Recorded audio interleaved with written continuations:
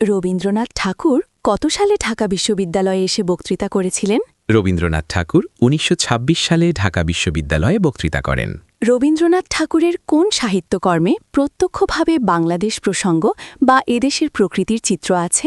রবীন্দ্রনাথ ঠাকুরের ছিন্নপত্র কাব্যধর্মী গদ্যে প্রত্যক্ষভাবে বাংলাদেশ প্রসঙ্গ আছে।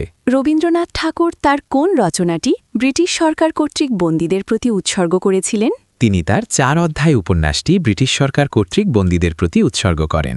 রবীন্দ্রনাথ ঠাকুরের লেখা সর্বশেষ গল্প কোনটি? রবীন্দ্রনাথ ঠাকুরের লেখা সর্বশেষ গল্প হল মুসলমানির গল্প। রবীন্দ্রনাথ ঠাকুর কর্তৃক রচিত দুটি কাব্যের নাম বলুন। রবীন্দ্রনাথ ঠাকুর রচিত দুটি বিখ্যাত কাব্য হল খেয়া এবং শেষের লেখা। মিলির হাতে স্টেনগান এই বিখ্যাত গল্পের রচয়িতাকে? এই গল্পের রচয়িতা হলেন প্রখ্যাত কথাসাহিত্যিক আখতারুজ্জামান ইলিয়াস। রূপসী বাংলার কবি জীবনানন্দ দাশের প্রথম কাব্যগ্রন্থ কোনটি? জীবনানন্দ দাশের প্রথম কাব্যগ্রন্থ হল ঝরাপালক। সুশিক্ষিত লোকমাত্রই স্বশিক্ষিত এই কালজয়ী উক্তিটি কার? এই উক্তিটি প্রখ্যাত প্রাবন্ধিক প্রমোদ চৌধুরীর।